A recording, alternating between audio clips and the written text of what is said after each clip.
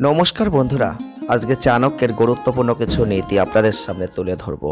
আপনারা অবশ্যই ভিডিওটি পুরো দেখবেন, তাহলেই আপনারা হয়তো জীবনে চলার পথে অনেক সতর্কতা অবলম্বন করতে পারবেন। আপনারা দেখছেন PD teaching and motivation official YouTube channel.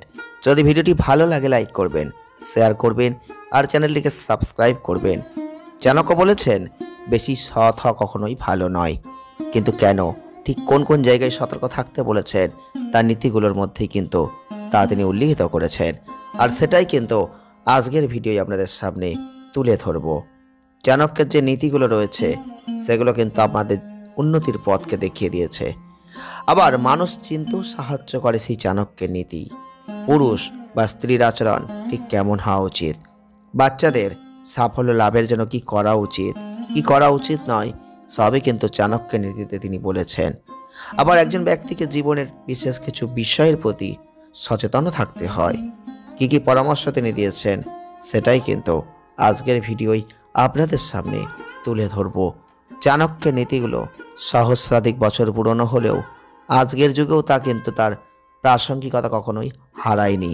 একজন ব্যক্তির জীবন, আচরণ, ব্যবহার, সাফল্য লাভের পথ সম্পর্কে ঠিক কী বলেছেন, তো চলুন সেটা এবার জেনে নেওয়া যাক। চাণক্যের মতে যে কোনো ব্যক্তিকে প্রয়োজনের চেয়ে বেশি সৎ হতে নেই। তিনি বলেছেন, কারণ সোজা গাছই সবার আগে কেটে ফেলা হয়।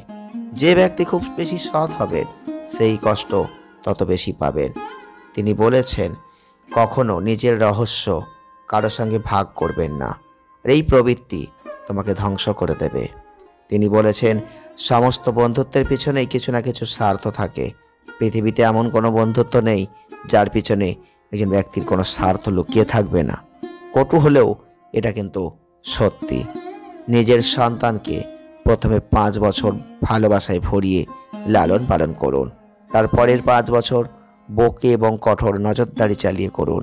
কিন্তু বাচ্চা 16 বছরের হয়ে গেলে তার সঙ্গে বন্ধুর মতো আচরণ করুন। বড় বাচ্চারা আপনার সবচেয়ে ভালো বন্ধু হয়ে যাবে।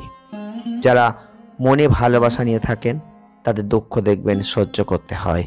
মনে ভালোবাসা থাকলে সুখানুভূতি হয়, আবার একটি ভয়ও কাজ করে, হারিয়ে যাওয়ার ভয়, অধিকার কমে যাওয়ার ভয়। কিন্তু মনে ভালোবাসা জাগবে না এমন হতে পারে না। তাই প্রেম জাগতে দিন, কিন্তু বোধ বুদ্ধি প্রয়োগ করুন। সংক্ষেপে বলতে গেলে, প্রীতির মধ্যেও যে চাতুর্য ধরে রাখে সেই শেষ পর্যন্ত সুখে থাকে। যে অর্থ প্রচুর কষ্টের পর, নিজের ধর্ম, আত্মাভিমান ত্যাগ করার পর, শত্রু তৈলমর্দনতার প্রভুত্ব স্বীকার করার পর লাভ করা হয়েছে, তা কখনো গ্রহণ করা উচিত নয়। নিজ প্রবৃত্তির লোকেরা অন্যের মনকে কষ্ট দেওয়ার, তাদের বিশ্বাস আহত করার কথা বলে, অন্যের সমালোচনা করে আনন্দিত হয়। কিন্তু এমন জাতকরা নিজের বড় ও মিথ্যা জালে নিজেই জড়িয়ে পড়েন। যেভাবে বালির ঢিবিকে নিজের ক্ষোভ ভেবে সাপ ঢুকে পড়ে এবং দম বন্ধ হয়ে মারা যায়, তেমনি এমন লোকেরা নিজের অভ্যাসের বোঝার তলায় চাপা পড়েই মারা যায়। যা হয়ে গিয়েছে তা বাদ দিন। নিজের হাতে কোনো ভুল কাজ হয়ে থাকলে তা নিয়ে চিন্তা ভাবনা না করে বর্তমানকে ভালোভাবে জীবনযাপন করার চেষ্টা করুন। ভবিষ্যৎকে উন্নত করার চেষ্টা করুন। দুর্বল ভীতু লোকেরা অসম্ভব শব্দ প্রয়োগ করেন, বুদ্ধিমান ও সাহসী লোকেরা নিজেই নিজের পথ তৈরি করেন।